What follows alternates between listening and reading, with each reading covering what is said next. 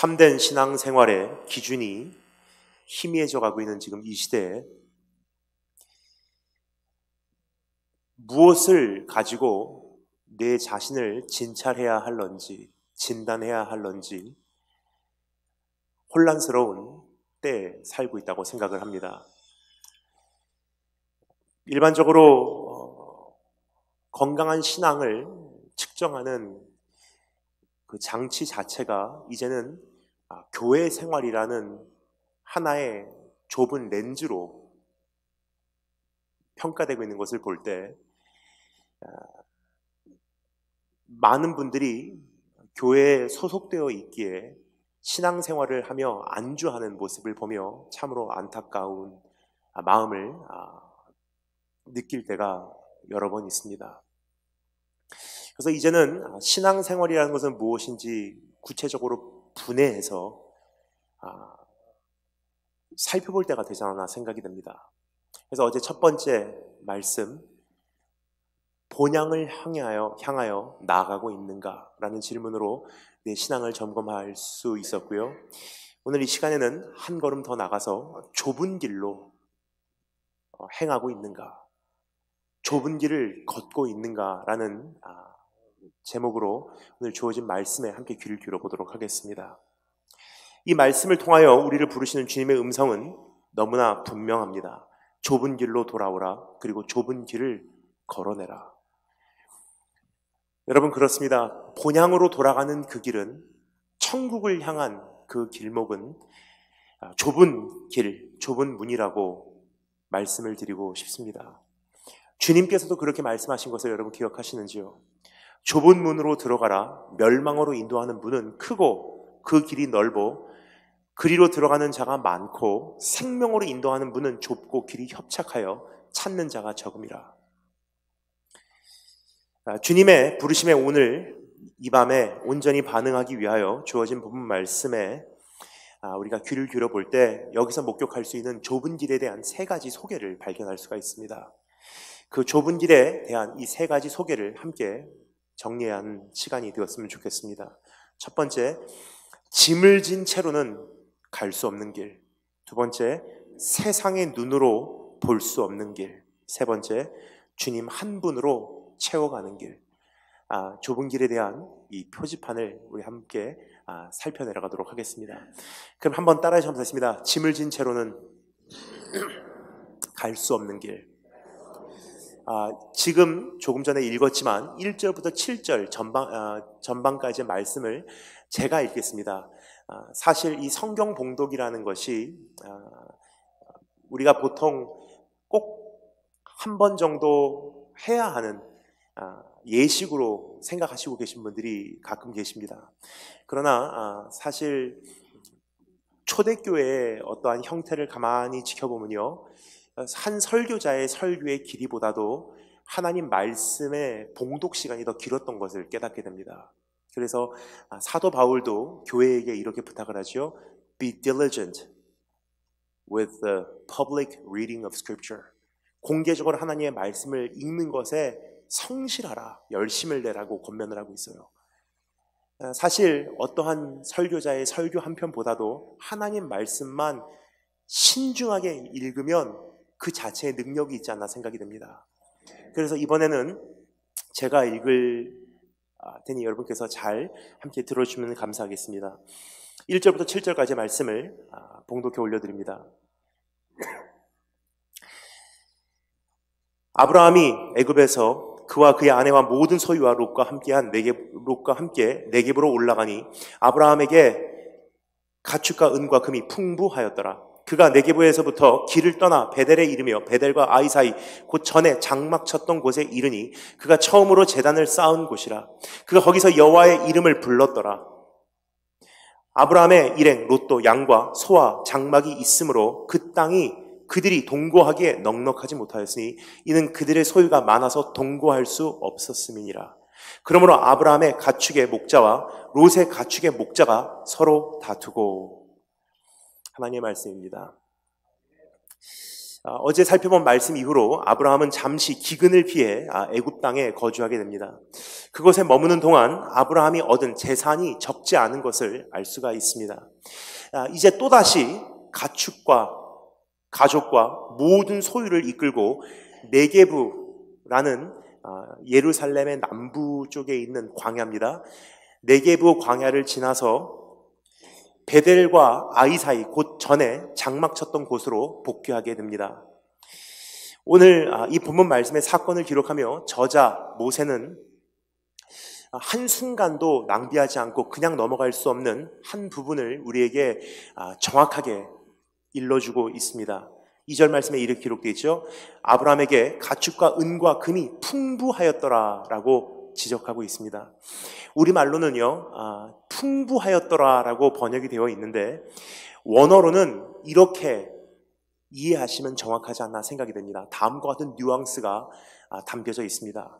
버거웠더라, 무거웠더라 라는 표현입니다.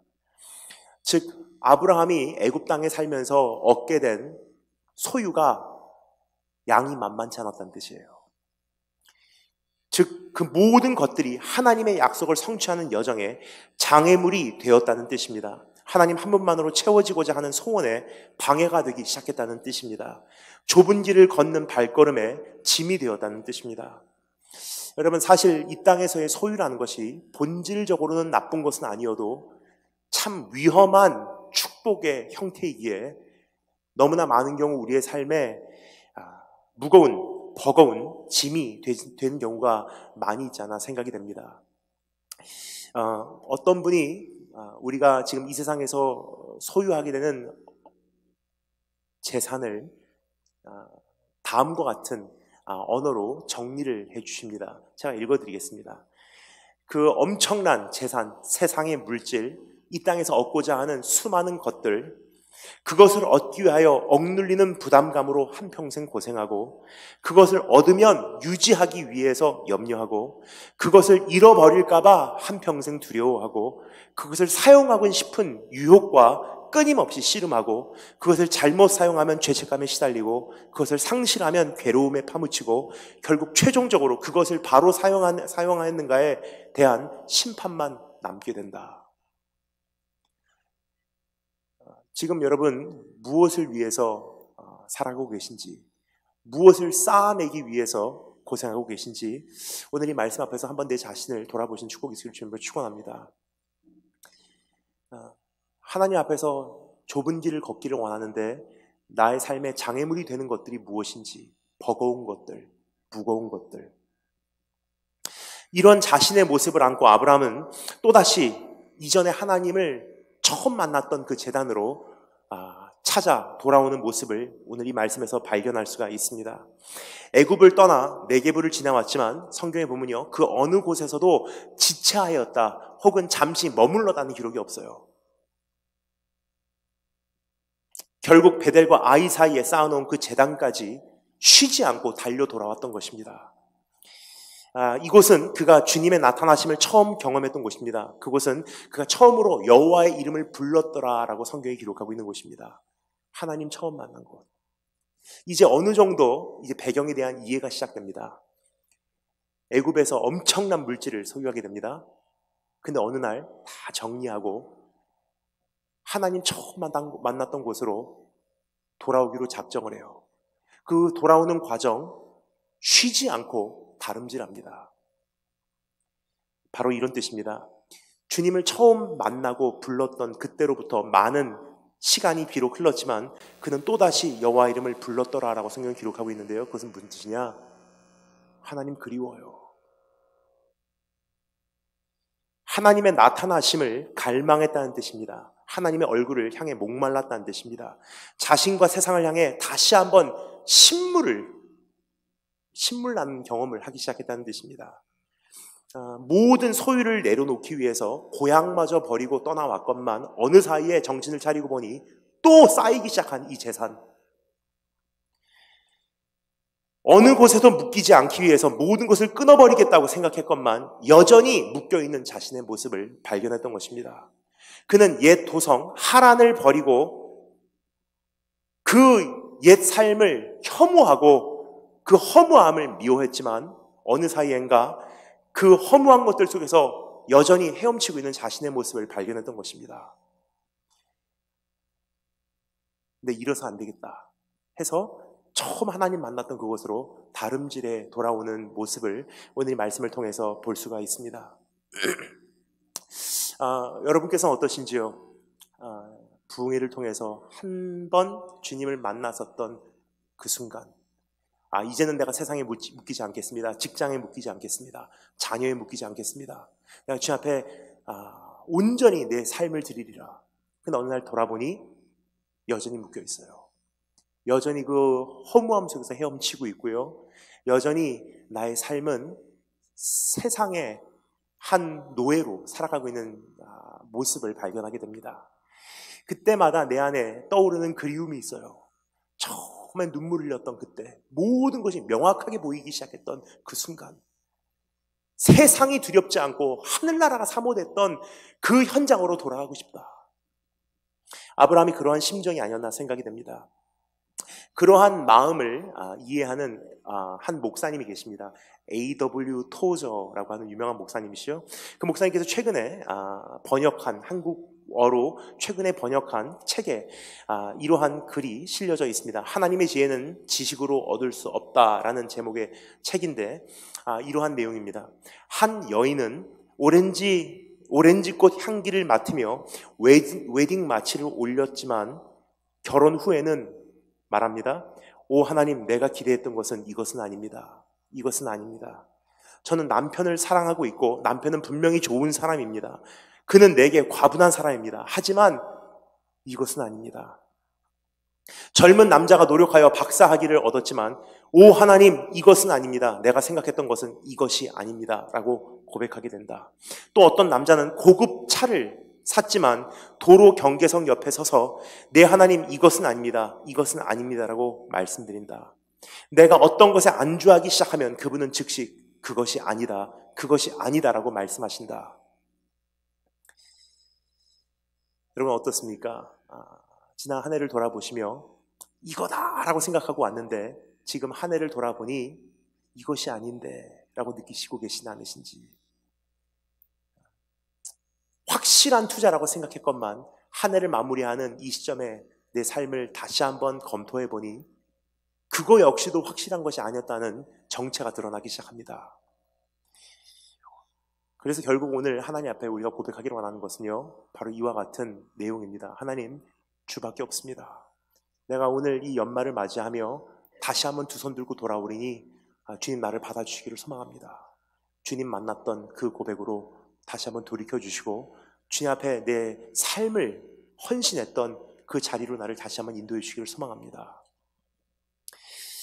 이러한 모습으로 아브라함은 하나님께 부르짖었던 것입니다. 하나님, 나 좀 살려주세요. 고향으로는 돌아가기 싫고 앞으로는 이제는 어디로 가야 할지 모르겠고 오래전에 나타나신 나의 하나님, 한 번만 더 나를 만나 주시옵소서. 그것을 성경에 뭐라고 말합니까? 아브라함이 여호와의 이름을 거기서 불렀더라 라고 돼 있어요. 이것은 아브라함이 예배를 드렸다는 표현이 아니에요. 다시 한번 하나님을 갈망하기 시작했다는 거예요. 하나님의 얼굴을 찾기 시작했다는 것입니다. 사실 이 창세기 말씀을 보면서 한 가지 놀랄 수밖에 없는 것은요, 아브라함이 애굽에 가 있는 동안 하나님과 교제했다는 기록이 없습니다.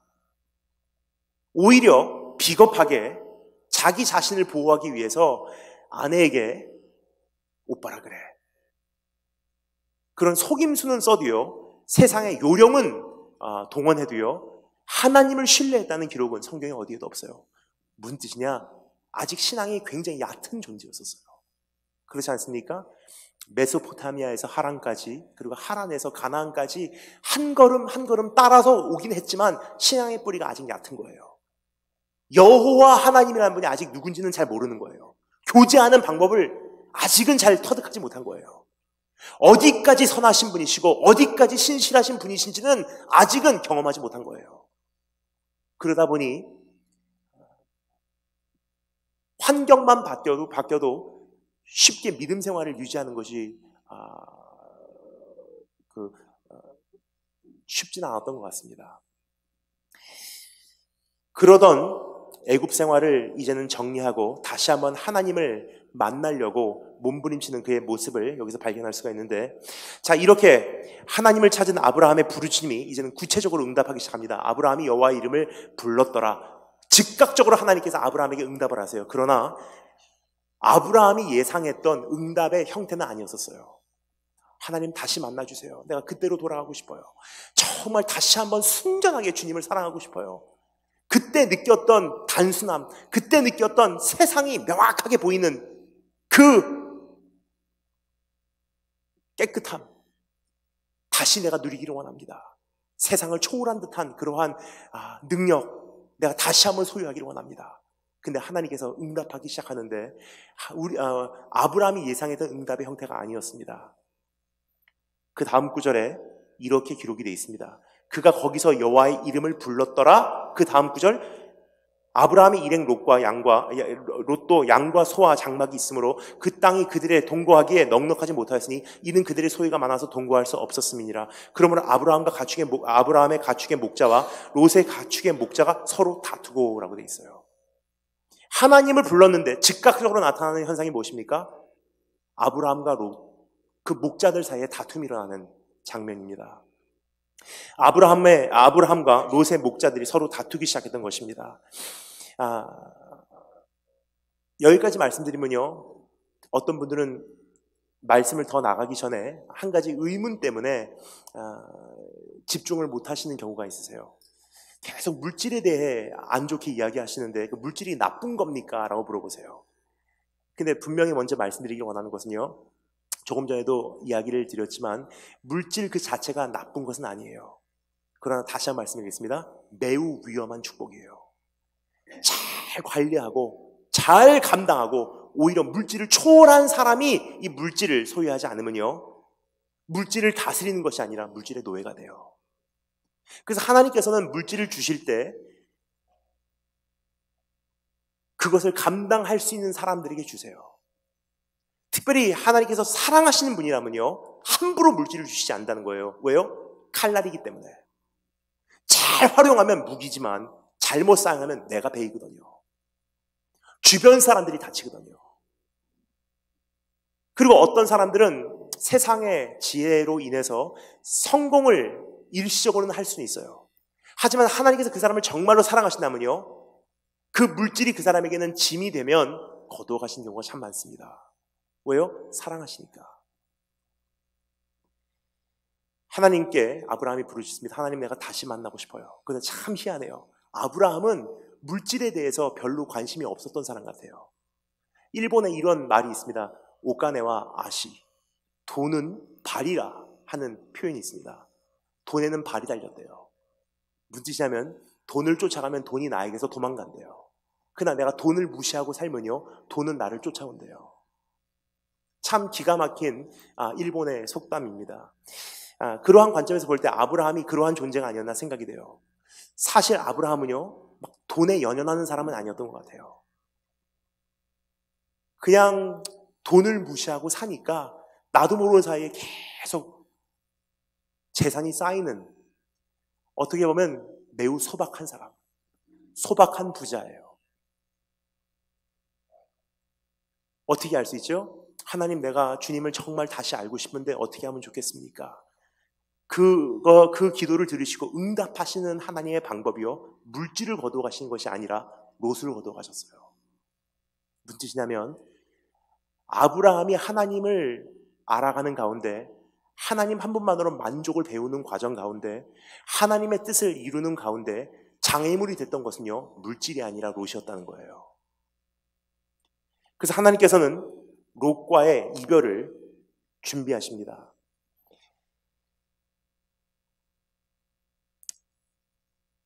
사실 롯이라는 존재는요, 아브라함에게는 조카 이상의 사람이 아니었나 생각이 됩니다. 그렇죠? 그 자녀가 없는 이모에게는 조카가 아들이에요. 아브라함에게는 조카가 아들 이상의 존재가 아니었나 생각이 됩니다. 조카 이상의 존재가 아니었나 생각이 됩니다. 제 여동생은 결혼을 한 지 벌써 이제 14년 차로 내년 들어갑니다. 굉장히 저보다 빨리 사는 인생 선배로 나가고 있습니다. 근데 여전히 자녀가 없습니다. 신학교 박사학위 공부하느라고 그 시기를 놓친 것 같아요. 또 하나님께서 언젠가 주시면 너무나 감사하겠지만 아직까지 자녀가 없어요. 그러다 보니까 제 여동생 남편 매제가요, 여동생에게 결혼 11주년 기념으로 강아지 한 마리를 선물해 줬어요. 그 강아지를 선물로 줄 때 이름을 L이라고 줬습니다. 왜 L이냐? 11 결혼 11주년 기념으로 줬기 때문에 영어 11을 짧게 한 약자로 이름을 L이라고 줬어요. 요번에 미국에 오는데 잠깐 LA에서 짐을 바꿔서 왔습니다. 근데 여동생하고 매제를 보기보다도 제가 가장 기대가 됐던 만남은요, L과의 만남이었어요. L도 오래전부터 목욕하고 손톱 발톱 다 깎고 삼촌을 만난다고 얼마나 기다려왔는지 저를 만나자마자 기뻐서 어쩔 줄 모르는 거예요. 그 강아지 종류가 프렌치 불독, 새까만 못생긴 강아지라서 참 많이 귀엽습니다. 조카가 없는 삼촌에게는요, 자녀가 없는 삼촌에게는요, 강아지마저도 자녀 같은 거예요. 이와 같이 아브라함에게는요, 조카 롯이 어떠한 존재인지를 상상해 가십니까? 그냥 단순한 조카 수준이 아니었어요. 그럼 하나님께서 아브라함의 인생을 가만히 바라보시면서 이것이 너에게는 짐되고 있어 했을 때, 하나님, 내가 정말 주님을 다시 만나고 싶습니다. 그 기도의 응답이 뭐냐? 물질을 거둬가시는 것이 아니라 조카를 거둬가셨어요. 뿐만 아니라 아들 이상의 사람이었어요. 기억하십니까? 하나님께서 아브라함에게 어떠한 약속을 주셨는지, 그 약속에 대한 아브라함의 반응이 무엇이었는지 한번 들어주시면 감사하겠습니다. 내가 너로 큰 민족을 이루고 내가 복을 주어 네 이름을 창대하게 하리니 너는 복이 될지라. 그 다음에 아브라함의 순종의 반응입니다. 이에 아브라함이 여호와의 말씀을 따라가고 롯도 그와 함께 갔으며 라고 되어 있어요. 무슨 뜻이냐면요, 불순종이라는 것도 물론 있지만 사실은 아브라함에게는 롯이 아브라함의 순종의 한 형태였었어요. 아직 여호와 하나님이라는 분이 누구신지를 잘 모르기 때문에, 어디까지 기적을 일으키실 수 있는 분이신지를 모르기 때문에 자녀를 주신다는 것은 미처 생각을 하지 못하고, 나를 통해서 위대한 나라를 만들어? 그러면 롯을 데리고 가면 하나님께서 롯을 통해서 위대한 나라를 만들어 주시겠구나. 그럼 하나님께서 이 약속을 응답하시도록 내가 도와드려야 되겠구나. 즉 롯이라는 존재는요, 아들 이상의 존재, 하나님의 약속 성취의 방법이었어요. 근데 하나님께서 무엇을 거두어 가십니까? 롯을 거두어 가십니다. 여러분, 하나님께서는 결국 아브라함이 갖고 있는 롯을 향한 애착마저도 정리하게 하시는 그러한 손길이라는 사실을 여러분 기억하시기 바랍니다. 왜냐? 짐을 진 채로는 성화될 수가 없거든요. 어제도 말씀드렸습니다. 신앙이라는 것은요, 제자리 걸음은 퇴보예요. 몇 가지 이유가 있지만 한 가지만 이 시간 말씀드리겠습니다. 오래전에 제가 쓴 책, 이기는 자라는 책이 있습니다. 그 책의 가장 중요한 그 내용이 무엇이냐면요, 내일은 환난이지 평안이 아니다. 가면 갈수록 괜찮아질 거야. 아무런 문제 없어. 더 나아질 거야. 우리가 막연한 그 속임수에 속아서 지금 아무런 근거도 없는 낙관주의를 가지고 살고 있어요. 괜찮아질 거래. 아무런 문제 없어. 대학만 잘 가래. 취업만 잘하래. 결혼만 잘하래. 그러면 행복해진대. 어렸을 때부터 그렇게 배웠어요. 대학만 가면 더 행복해질 거야. 취업만 잘 되면 행복의 확률이 높아질 거야. 결혼만 잘하면 인생 성공한 거야. 그렇게 되면 돼 하고 아무런 근거도 없는 선한 낙관주의를 가지고 살도록 어렸을 때 배웠고요. 그렇게 지금 살아가고 있는 것이 우리의 삶이 아닌가 생각이 됩니다. 그러나 성경적인 세계관은 무엇이냐? 가면 갈수록 더 만만치 않아. 어제보다 오늘 핍박이 더 심해지면 심해졌지 없어지진 않았어요. 어제보다 오늘 기근이 더 심해지면 심해졌지 나아지진 않았어요. 어제보다 오늘 하나님 나라가 더 가까이 왔으면 가까이 왔지 멀어지지 않았다는 거예요. 그러면 주님께서 마태복음 24장, 마가복음 13장, 누가복음 21장에서 말씀하신 내용은 무엇입니까? 가면 갈수록 거짓 선지자, 거짓 그리스도들 더 많이 나타나. 여러분, 신천지, 우리가 굉장히 큰 문제를 삼고 있는데 사실 신천지라는 것은요, 역사의 최종적인 이단이 아니에요. 시작에 불과합니다. 즉 신천지 따위로 교회가 이미 타격을 받는다는 것은요, 이제부터의 앞날을 감당하지 못한다는 뜻이에요. 그래서 어떻게 보면 신천지는 하나님께서 교회에게 허용하신 축복이에요. 거울이에요. 네 모습이 이거밖에 안 돼. 이 정도로 성도들이 우왕좌왕할 것 같으면 내일 상상도 하지 마. 이제는 신천지를 보고서 대적하고 끝나는 것이 아니라 거울로 보시기 바랍니다. 이 정도로 내가 우왕좌왕할 것 같으면 내 성도들을 내가 준비하지 못했구나. 내 자녀들을 내가 바로 신앙으로 세워내지 못했구나. 가면 갈수록 더 많아지게 돼 있어요. 전쟁과 기근과 전쟁에 대한 소문과 사람들은 사랑이 식고 조급해지고 용서하기를 더디하고 가면 갈수록 세상은 악해지게 돼 있다는 거예요. 그러면요, 나는 나름대로 제자리 걸음하고 있다고 생각합니다. 그런데요, 현실은요, 흘러가고 있어요. 지금 퇴보하고 있다는 뜻이에요. 그래서 오늘 여기 앞에 우리 자녀들도 와 있는데요, 너무나 감사해요. 왜냐하면 부모님과 함께 옆에서 말씀을 듣는다는 이 자체가 알아듣든 못 알아듣든 이것이 이 아이에게는 굉장히 큰 영향력이에요. 근데 저는 저 자녀들을 보면요, 마음이 짠해요. 왜냐면요, 30년 전에 제가 저 나이 때 제가 이 세상에 살면서 내 믿음 하나 지키려고 감당하지 않으면 안 됐던 이 세상의 악함의 강도하고요, 30년 후인 오늘 저 아이가 이 세상에 살면서 절제해야 되고 그 유혹을 싸워서 이겨야 되고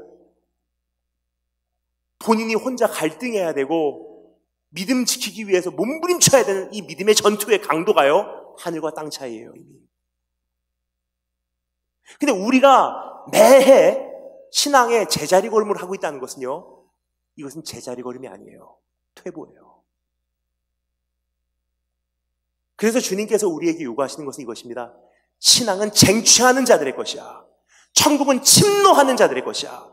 제자리 걸음이 아니라는 거예요. 그러면 본향을 향해서 나아가는 자는 좁은 길로 끊임없이 나가야 돼. 그러기 위해서는 네 조카가 너에겐 짐이 되고 있어. 네 사업이 너에게는 짐이 되고 있어. 그 애착이 너에게는 장애물이야. 그 욕심이 너에게는 지금 발을 당기고 있는 위험물이야. 여러분께서는 지금 어떠한 짐을 가지고 계신지요?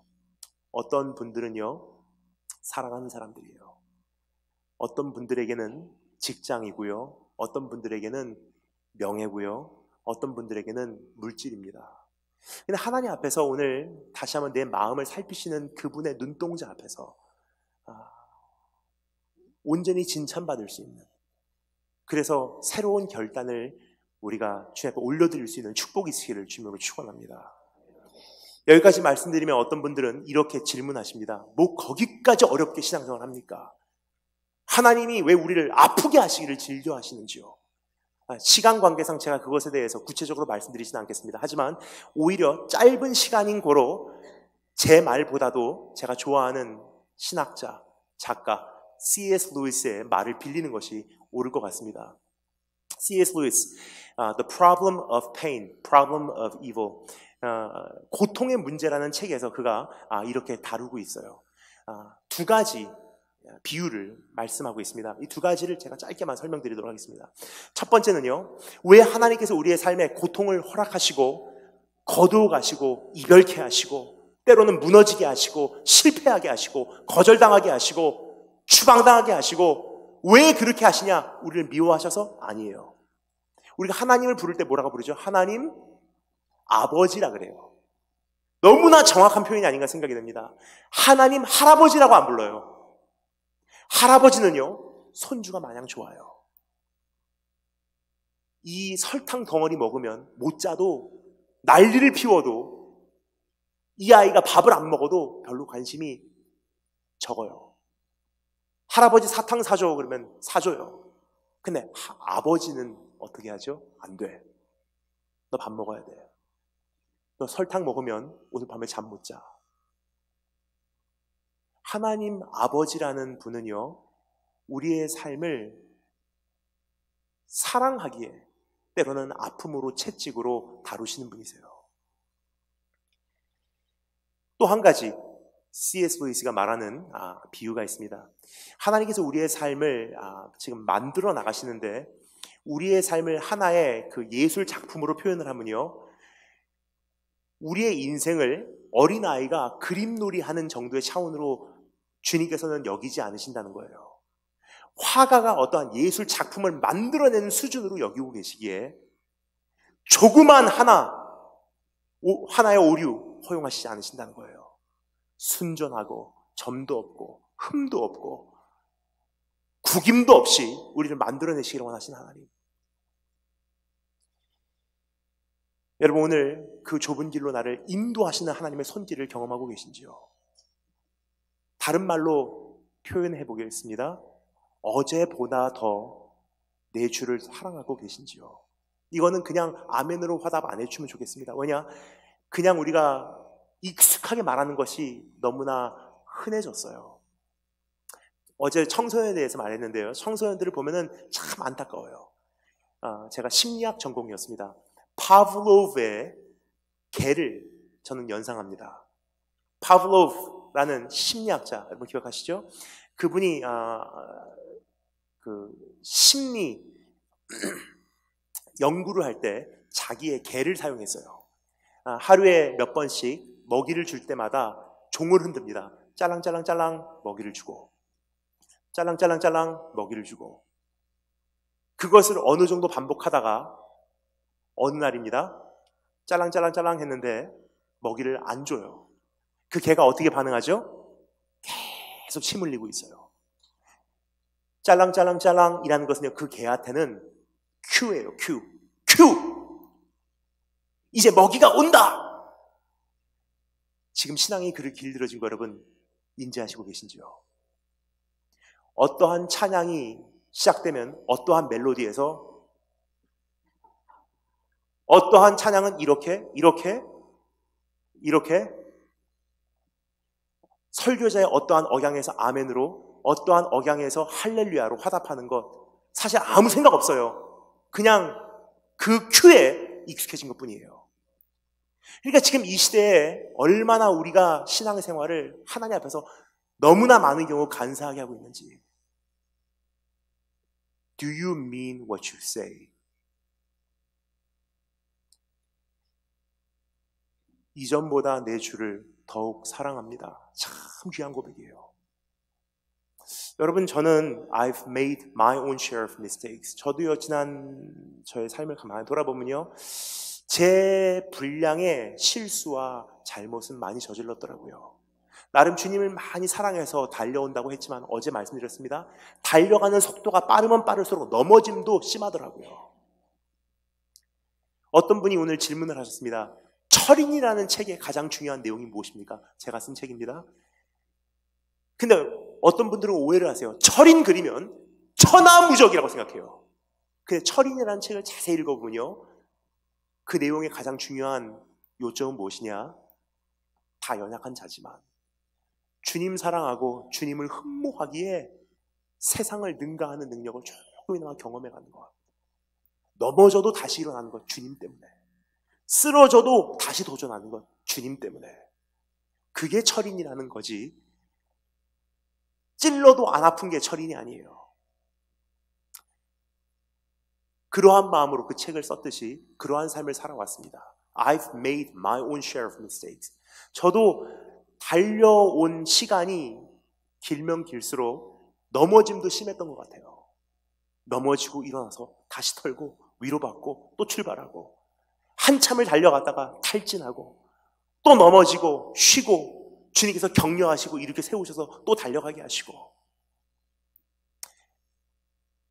그래서 제가 설교할 때 눈물이 마르지 않는 것 같아요. 1000번을 불러도 내 눈에 눈물이 마르지 않는 이유는 십자가예요. 그 사람. 저는 수수께끼가 참 많아요. 왜 나 같은 사람이 여기 와 있는지 전 이해가 안 갑니다. 어떻게 나 같은 사람을 구속하셔서 종으로 삼으시고 말씀 전하게 하시는지 그 자체가 은혜예요.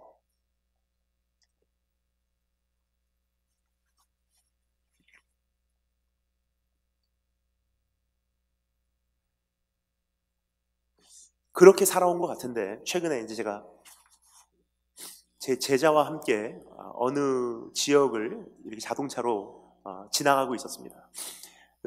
그 제자가 저한테 말합니다. 목사님, 13년 전 우리 여기서 사역했던 거 기억하십니까? 맞네. 그때 굉장히 더 에너지도 풍성했고요. 열정도 많았어요.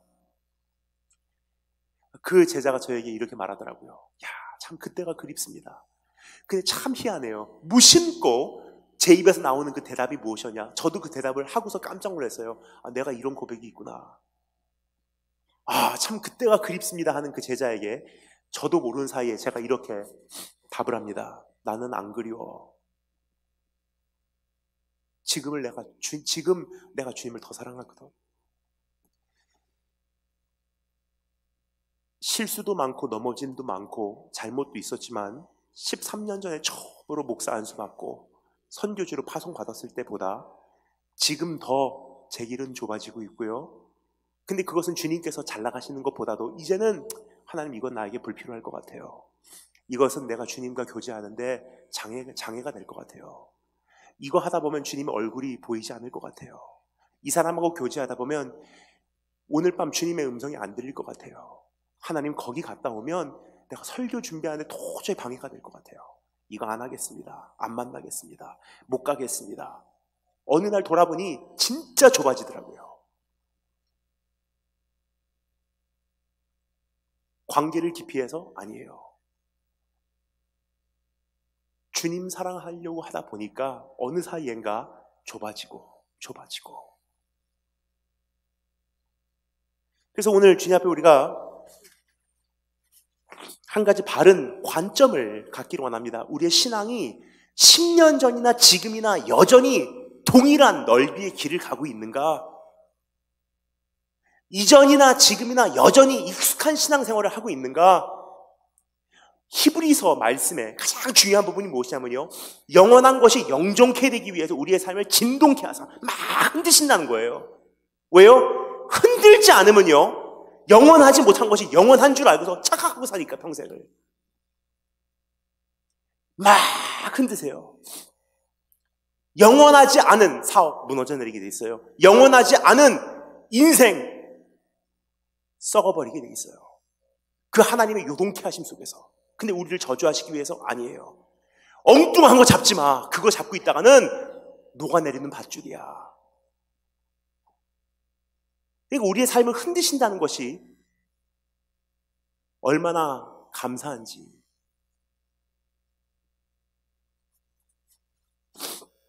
여러분, 짐을 진 채로는 갈 수 없는 길입니다. 혹시 주님의 음성을 듣는데 나에게 장애가 되는 것들이 무엇인지, 지난 한 해 동안 내가 유지해왔던 교제 가운데 그 대화만 내가 가담하면 그 농담에 웃어야 되고, 그 농담에 웃고 나면 집에 올 때, 자동차 운전할 때 가만히 돌아보면 왠지 공허하고,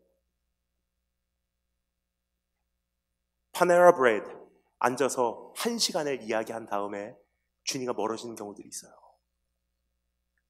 이제는 주님 앞에서 또 한 해를 시작하고자 하는 성숙한 성도로서 내가 그 길로 들어서기 위해서 잘라내시는, 좁은 길을 선택하시는, 짐을 내려놓으신 축복이 있으실 걸 축원합니다. 두 번째 따라 감사했습니다. 세상의 눈으로 볼 수 없는 길. 우리 7절부터 13절까지 이번에는 여러분께서 읽을 수 있는 기회를 드리도록 하겠습니다. 7절부터 13절까지 한 번만 더 읽어보도록 하겠습니다. 또 가나안 사람과부터 시작. 예, 잠시만요. 준비하시고 예. 또 가나안 사람과 브리스 사람도 시작.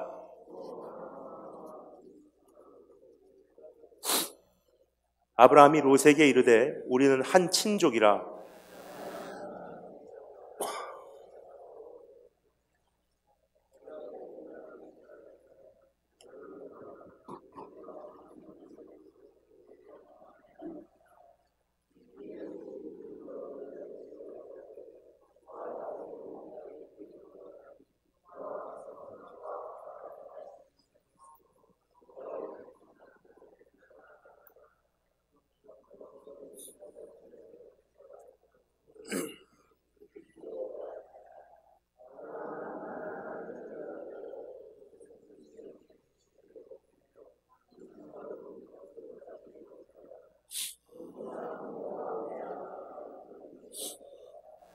아멘.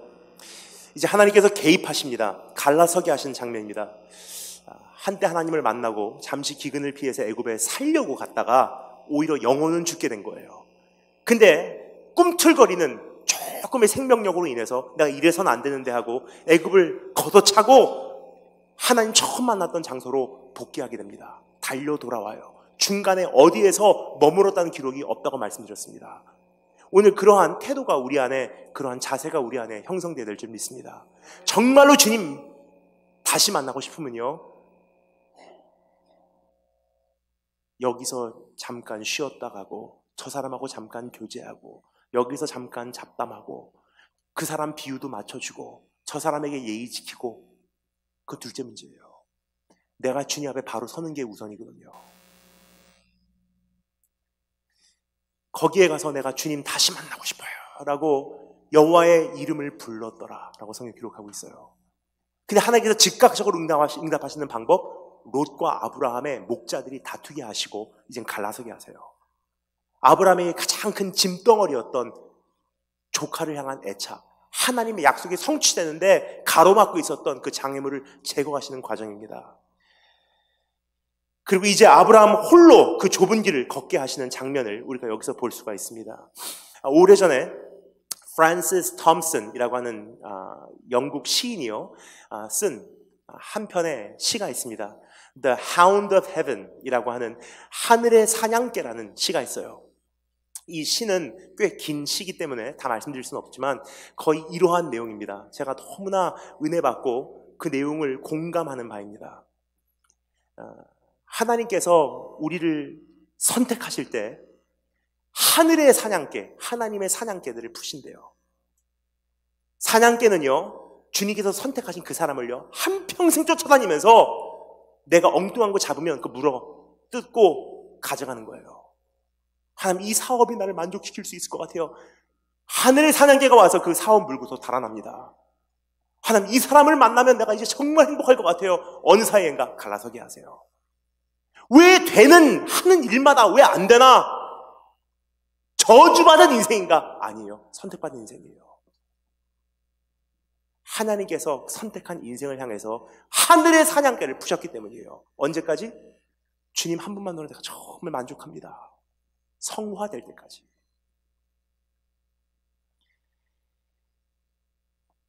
그러한 인도하심을 우리가 입을 때 이제 하나님께서 나를 어떻게 그 좁은 길로 인도하시는지 적어도 우리가 좀 알아봐야 되잖아요. 길이 좁아질 때 이 길로도 갈 수 있고 저 길로도 갈 수 있는데 그 좁은 길을 간다는 것은 도대체 무엇인지 오늘 여기서 세 가지 모습을 잠시 정리하기를 원합니다. 세상의 눈으로는 그 좁은 길을 알아볼 수가 없어요. 그래서 하나님의 관점에서 좁은 길을 알아본다는 것은 도대체 어떠한 기준들인지 여기서 잠시 생각해 보도록 하겠습니다. 첫 번째, 따라서 감사했습니다. 관계 중심. 좁은 길은 언제나 관계 중심이에요. 보통 좁은 길을 걷는다 그러면요, 이해를 못 하시는 분들은요, 야, 이기주의적이다, 자기밖에 모른다.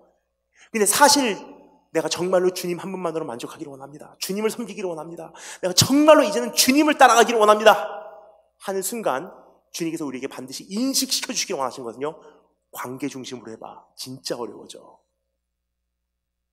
주님만을 원합니다. 그러면 우리는 가정 다 내팽개치고 주님한테 올인하면 그게 좁은 길을 걷는 거라고 생각합니다. 하지만 이것도 사실은 굉장히 걷기 쉬운 길이에요. 근데 이 길이 왜 어렵냐? 하나님을 향한 열정은 내가 굽히지 않지만 관계 중심이거든요. 무슨 뜻인지 설명을 드리겠습니다. 오늘 이 말씀에 보면요, 아브라함이 롯에게 이르되 우리는 한 친족이라 너나 나나 내 목자나 네 목자나 서로 다투게 하지 말자. 내 앞에 온 땅이 있지 아니하냐. 너는 떠나가라. 네가 좌하면 나는 우하고 네가 우하면 나는 좌하리라. 관계 중심이에요. 좁은 길을 걷는데 여유가 있어요. 이 여유가 어디서부터 샘솟아 올랐나? 여러분 기억하십니까? 하나님께서 아브라함에게 준 축복, 내가 너를 복이 되게 하리니 그랬어요. 아브라함이 복이에요. 무슨 뜻이냐면요, 아브라함은 이해를 했던 것 같아요. 네가 우해? 괜찮아. 어차피 내가 복이니까 내가 여기 가면 이 땅에 복받게 돼 있어. 네가 좌해? 오케이. 내가 복이니까 내가 여기 가면 이 사업이, 이 교회가, 이 지역이 복받게 돼 있어. 네가 원하는 대로 골라봐. 아브라함의 여유는 마음의 너그러움이 아니에요. 사실 아브라함은 그렇게 너그러운 사람은 아니었던 것 같아요. 내 생명을 지켜줘. 오빠라 그래, 오빠. 그런데 신앙 안에 돌아왔을 때, 그래서 신앙이 빚어낸 인물이기 때문에 믿음의 아버지인 거예요. 신앙 안에 돌아왔을 때 이 사람은 보석과 같이 빛나는 사람이에요. 신앙을 떠나서는 소박하고요, 그냥 아주 소극적인 사람이 아니었나 하는 생각을 이 말씀을 읽을 때마다 하게 됩니다. 대범한 사람은 아니었던 것 같아요. 신앙이 임하니까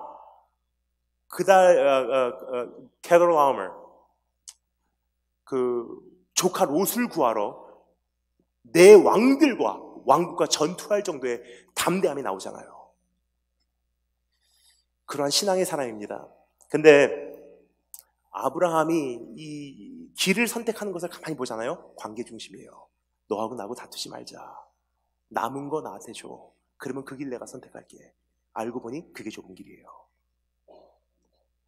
여러분, 우리가 주님을 사랑하고 주님을 따라간다고 하는 것은요, 다른 사람을 무시하고 서로에게 상처 주고 하나님께 영광 돌리고 주님의 나라를 이룬다는 것은요, 가는 과정 가운데 서로와 투쟁하고 서로와 찢어지고 주님의 뜻을 이루기 위해서, 정의를 위해서 사는 것이 아니에요.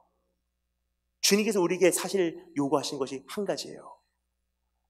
하나님 사랑하라. 근데 하나님을 사랑해서 어떻게 증명하냐? 서로를 사랑하라. 한 계명이에요, 사실은. 저는 어렸을 때 중학교 1학년 때 예수님을 만났습니다. 중학교 1학년 때 예수님을 만났는데 얼마나 감사한지, 저의 가장 좋은 친구, 여동생, 함께 이 신앙의 대화를 나눌 수 있도록 하나님께서 여동생도 비슷한 시기에 만나주셨어요. 저하고 3살 차이 나는 여동생, 제가 중학교 1학년이면요, 여동생은 초등학교 4학년이에요. 저는 선교지에서 예수님 만났고요, 여동생은 성령님 안녕하십니까? 라는 책 한 권 가지고 방에 들어가서 예수님 만나고 나왔어요. 그러니까 결국은 저는 선교지에서 만났기 때문에 선교지로 떠나고요, 여동생은 서적으로 만나서 결국 지금 교수직에 있습니다. 신학교 교수예요. 근데 어렸을 때부터 여동생하고 그렇게 함께 예수님을 비슷한 시기에 만나고 나니까 어머니하고 저하고 여동생이 한 팀이 돼서 이제 신앙생활에 불이 붙기 시작했어요. 수요일은 수요 예배, 금요일은 금요 철야, 토요일은 노방전도, 주일날 아침에는 새벽 예배, 9시 예배, 11시 예배, 오후 1시에 일본어 예배, 중고등부 예배, 아침에는 그 주일학교 예배, 보조교사로 섬깁니다. 그리고 저녁에 7시 반에 저녁 예배. 모든 공신 예배에 다 참석하는 거예요. 저는 중학교 1학년, 여동생은 초등학교 4학년. 그때부터 이제 아버지에게 브레이크가 들어오기 시작해요. 저희 어머니에게 아버지께서 항의를 하십니다. 여호와 증인이냐? 애들을 데리고 분수가 있지 어떻게 여기까지 신앙생활을 하냐? 학교 가야 되는 애들을 데리고. 저희 아버지는 지금 장로님이시고요. 저를 위해서 가장 많이 기도해 주시는 제가 제일 존경하시는 분이세요. 그런데 그 당시만 해도요. 이전 저희 아버지 직업, 일본 야쿠자. 거기서 처음으로 예수님을 만난 그 감격, 그것을 가지고 야쿠자를 정리하시기는 했지만 아직 성화는 덜 되신 분이셨어요. 그래서 교회에서 겨우 서리 집사를 받으셨지만 신앙생활을 유지하는 것은 그렇게 쉽진 않으셨던 것 같아요. 아직도 세상적인 생각, 세상적인 기준, 세상적으로 살아가는 방식. 지금은 저희 아버지는요, 제가 제일 존경하는 장로님이세요. 참 오랜 시간에 걸쳐서 하나님께서 좁은 길로 외롭게 주님 한 분만으로 만족하게 만들어 오신 주님의 작품이세요. 근데 그 당시만 해도요, 그러한 세상적인 말씀을 하시더라고요. 여호와 증인이냐. 애들이 세상 살아가는 방법도 배워야 되고, 신앙만 하면은 안 돼. 애들 데리고 교회 그리 가지 말라는 거예요. 예, 보통 같으면 어떻게 하죠? 우리가 주님을 알아야 돼 하고 어머니께서 이렇게 말씀하셔도 이상하지 않습니다. 사탄아 물러가라. 우리 아빠를 위해서 중보하자. 아빠의 마음에 강팍함이 없어지도록 우리 함께 아빠를 위해서 중보하자. 그게 당연한 거잖아요. 저희 어머니께서 저에게 하셨던 말씀 저는 잊지 못해요. 십자가는 우리가 지기로 약속한 거야. 근데 십자가를 지면은 collateral damage. 십자가를 내가 지기로 한 건데 주변에 십자가를 같이 지는 사람들이 생겨. 그렇죠, 여러분? 선교사님이 선교지로 가겠다고 헌신했는데 collateral damage. 자녀들도 같이 끌려가는 거예요. 목사님이 주님의 종으로 쓰임 받겠다고 헌신했는데 자녀들도 결국은 같이 십자가를 지게 돼 있어요. 십자가는 예수님이 지는데 구레는 시몬이 같이 지기 시작해요. 십자가는 언제나 그 십자가 그늘 아래 함께 지는 사람들이 있는 것 같아요. 십자가의 영향력이에요. 십자가의 파동이에요. 근데 그래서 아빠를 우리가 배려해야지 아빠를 대적하면 안 돼. 왜냐? 예수님 따라가기로 작정한 것은 하나님께서 너에게 주신 은혜고 너의 부르심이지, 거기까지 이해를 못하는 사람에게 사탄아 물러가라 하는 것은 하나님 뜻이 아니야. 그럼 누가 희생을 치러야 될까요? 아빠 보고 희생을 치르게 해야 될까요? 아니에요. 주님을 따라가기로 작정한, 좁은 길을 걷기로 작정한 내가 희생을 치르는 거예요. 그래서 어머니하고 이제 드디어 작전을 세우기 시작했습니다. 일주일 내내 평소보다도 더 열심히 공부하자. 아버지의 눈에 띄도록 우리가 더 분발해서 공부하자. 그러니까 월요일부터 금요일까지 최선을 다해서 공부하는 거예요. 그리고 금요일날 되면요, 위켄드. 그러니까 친구들이 이제 학교 끝나고 먹으러 가자, 놀러 가자 얘기해요. 그냥 아버지가 희생을 치릅니까? 제가 희생을 치러야 되는 거예요. 나는 못 가. 미안해. 교회 가야 돼. 하고 조금이라도 빨리 집으로 복귀해서요, 아버지 사업, 일터, 그 당시 저희 아버지께서 하셨던 그 사업, 야구자 그만두시고 하나님께 새롭게 주신 사업입니다. 45분 동안 사진 현상하는 그런 날이 있었던 걸 기억하십니까? 후지필름, 코니카, 코닥 갖다 주면요, 45분 동안 DP, Film Development, 그러면 사진으로 받아볼 수 있는 거잖아요. 그 사업을 하셨어요. 우리 집은 디지털 카메라의 등장으로 망한 대표적인 예입니다.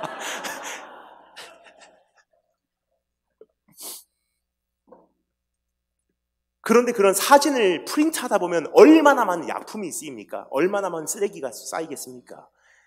그러니까 학교 끝나고 집에 돌아와서 이제는 가게 청소기 돌리는 거예요. 뒤에서 약품 청소하고 다 쓰레기 꾸려서 밖으로 내놓고 아버지하고 함께 그렇게 청소를 하고 가게, 일본말로 시메꾸꾸리 다 정리를 해요. 그리고 셔터까지 닫고 올라올 때까지 아버지와 동행합니다. 그 사이 여동생은요, 집에서 일주일에 한 번 대청소를 하는 거예요. 다 대청소하고 아버지 방에다가 후동 이부자리 깔아놓고, 어머니께서는 그 사이에 장 보러 가십니다. 일주일에 한 번 가장 맛있는 요리를 준비하세요. 그리고 아버지 올라오실 때까지 어머니께서 집에서 밝게 요리를 하시고 준비하고 계세요. 그럼 아버지 오시면 오카에리나사이 다녀오셨습니까? 하고 아버지 잠깐 뉴스 보시고 TV 보실 사이에 요리가 준비됩니다. 같이 식탁에 앉아서 조용하게 행복하게 즐겁게 식사를 맞이합니다. 그리고 아버지 TV 조금 더 보신 사이에 저희들은 각자 방으로 돌아가서 공부하고요. 이제 정리를 해요. 그러니까 아버지께서 주무실 시간이 되면요 방으로 들어가시잖아요. 여동생이 미리 아버지를 위해서 편지를 써놨어요. 얼마나 훌륭한 아버지인지. 아버지께서 후동 잠자리에 누우십니다. 그럼 저하고 어머니하고 여동생이요 아버지 잠자리 옆에 무릎 꿇고 앉아서 여동생이 그 편지를 읽어드려요. 그 손 붙잡고 아버지를 축복기도 해드려요. 그리고 오야스미나사이 안녕히 주무십시오 하고 조용하게 불 꺼드리고 거실로 나옵니다. 근데 어머니께서 아버지가 완전히 깊은 잠에 들어갔다 확인하실 때까지는 발자국 소리도 안 내요. 왜요? 주무셔야 되니까. 아버지는 지장이 없으셔야 되잖아요.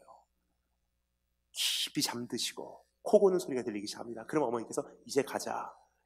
그때 이미 금요 철야 예배가 시작됐어요.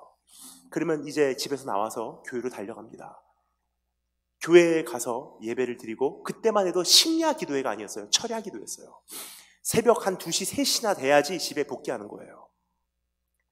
그러면 토요일이면요 학생들에게는 가장 중요한 날이에요. 늦잠 잘 수 있는 날이거든요.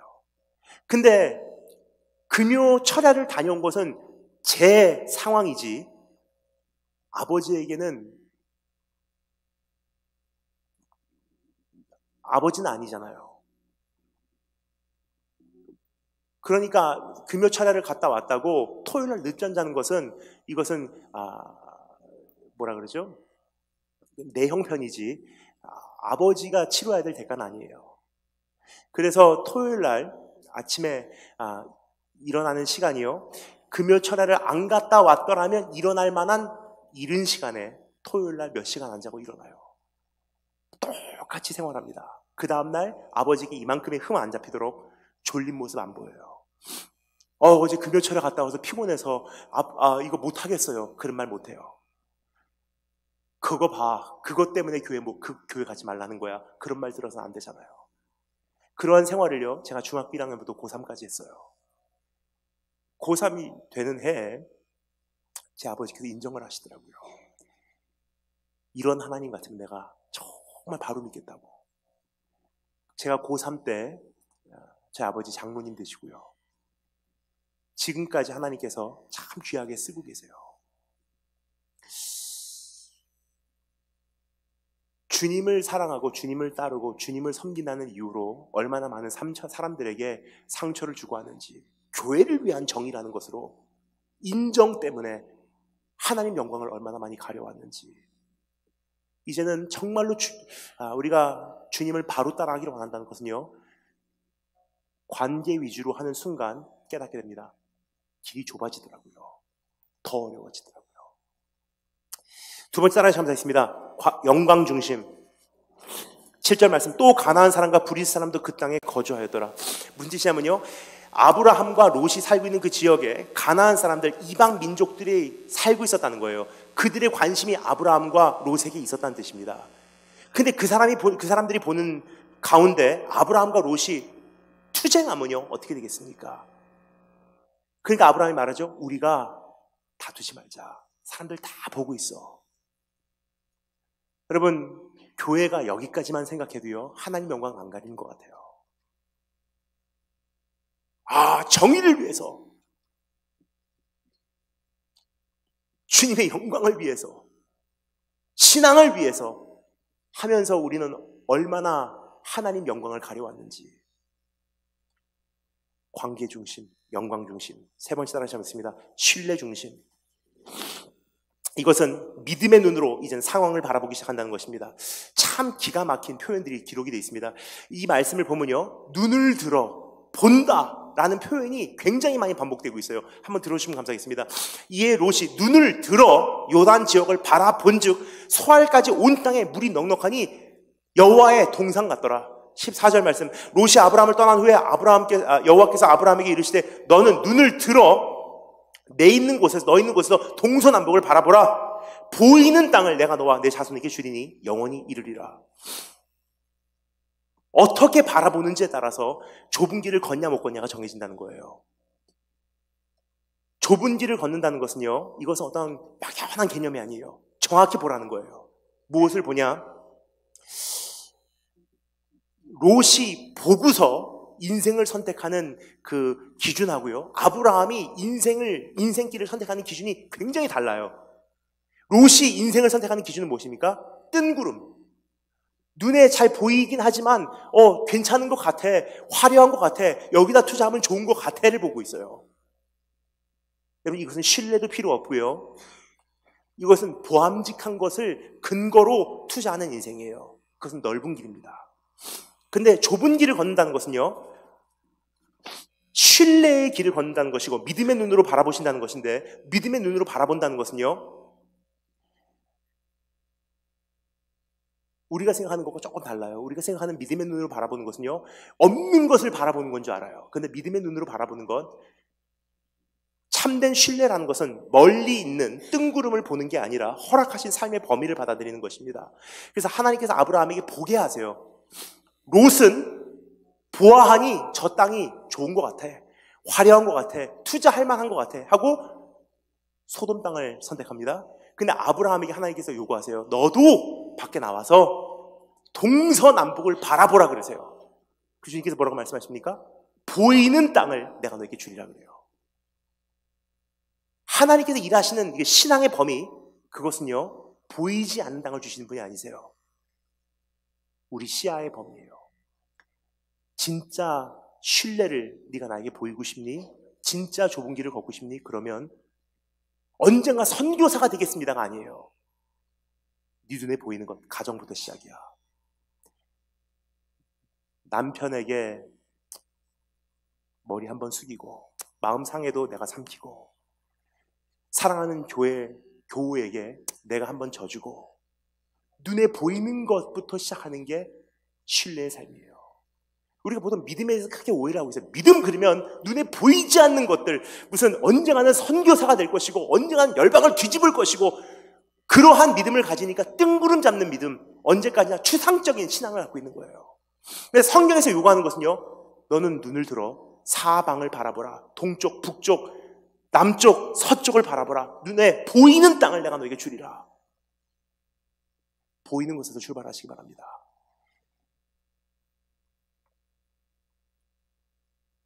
주님은 먼지로 자선을, 물을 포도주로 바꾸시는 분이십니다. 믿음이라는 것은 포도주를 바라보는 것이 아니라 믿고 순종하여 항아리를 물로 채우는 것이 믿음이에요. 주님께서 우리에게 요구하시는 것은요, 보내심을 받은 이 시야의 범위, 가정에서 잘해, 교회에서 잘해, 직장에서 잘해. 우리 시야가 닿는 곳, 거기가 이제 하나님께서 나의 기적을 일으키실 물을 담는 항아리예요. 그러니까 우리가 지금 신앙에 대해서 크게 오해를 하고 있다면요, 뜬구름 잡는 것에 익숙합니다. 나를 귀하게 써주시고 언젠가 위대하게 써주시고 이 나라를 뒤집어 주시고 하나님 나를 통해서 역사를 일으켜주시고, 아니에요. 안 보이는 거 보지 마. 교회부터 시작해, 가정부터 시작해, 맡은 부서부터 시작해, 직분부터 시작해, 지금 너에게 허락된 그 영혼들부터 시작해.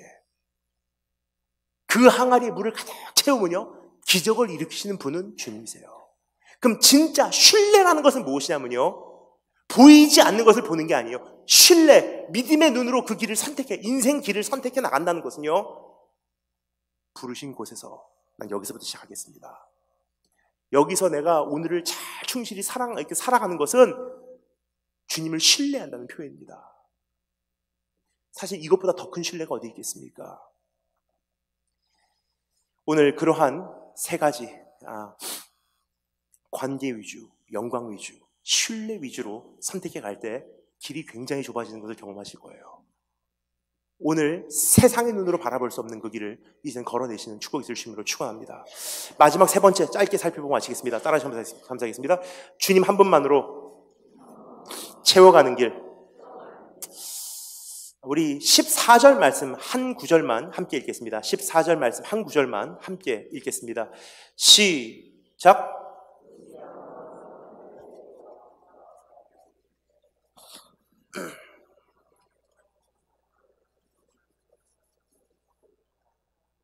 하면 롯이 떠나기 전까지는요, 하나님의 음성 안 들렸어요.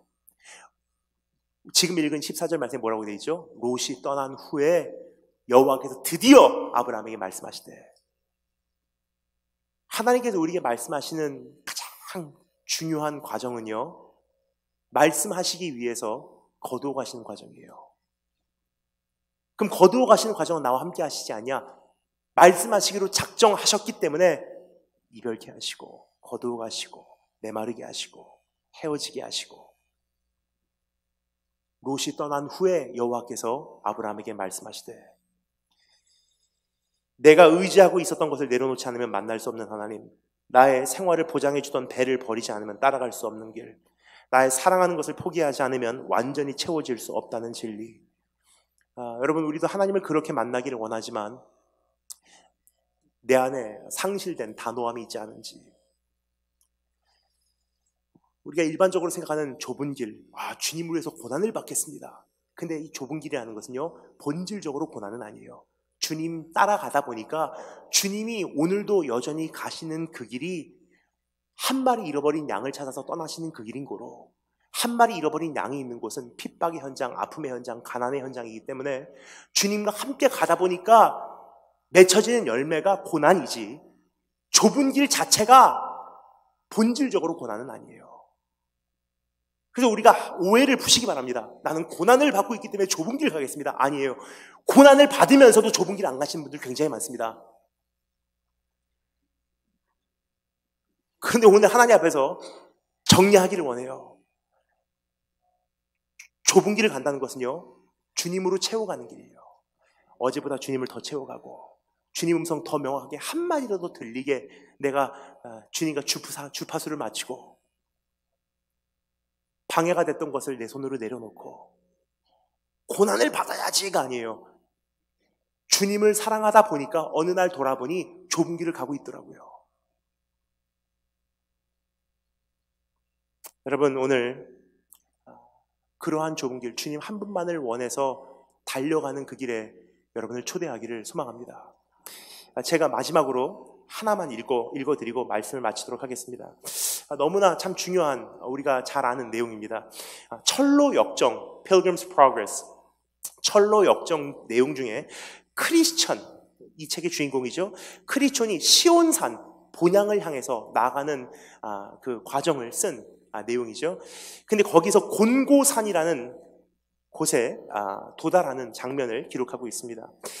그 장면을 제가 한 장면만 제가 읽어드릴 텐데 잘 들으시면 감사하겠습니다. 크리스천은 쉬지 않고 계속 걸어가서 마침내 곤고산이라는 산에 기슭에까지 이르렀는데 그 밑에는 샘물이 흐르고 있었다. 그런데 좁은 문으로부터 곧장 반듯하게 뻗어 있는 길 외에도 산기슭에는 두 갈래의 길이 더 있었는데 하나는 왼편으로 굽어 있었고 또 하나는 오른편으로 굽어 있었다. 산 꼭대기에서 반듯하게 곧장 뚫려 있는 길의 이름은 고난의 길이었으며 샘으로 가서 물을 마시고 새로운 기운을 얻은 크리스천은 산 꼭대기까지 뻗어있는 그 좁은 고난의 길만을 선택하여 걸어 올라가면서 이렇게 흥얼거렸다. 산이 아무리 높다고 한들 내 어이 올라가지 못할까 보냐. 험난하고 피곤할지라도 내 마음을 상하게 하지는 못할지니 생명으로 인도하는 길이 바로 여기에 있음을 내 깨달았기 때문이로다. 자, 힘을 내고 용기를 돋워 나약한 마음, 두려운 마음 모두 물리치고 가기는 험난하나 분명히 나를 평안으로 인도하는 이 옳은 길을 택함이 더 낫지 않겠는가. 여러분을 오늘 이 좁은 길로 초대합니다. 이 길만이 주님 만나러 가는 길이에요. 신앙생활을 하면서도 참 넓은 길들이 많더라고요. 오늘 하나님 앞에서 우리 결단하기를 원하는 것, 어제보다 오늘 난 좁은 길을 한 번 더 선택하고 있는가. 다 같이 기도하겠습니다.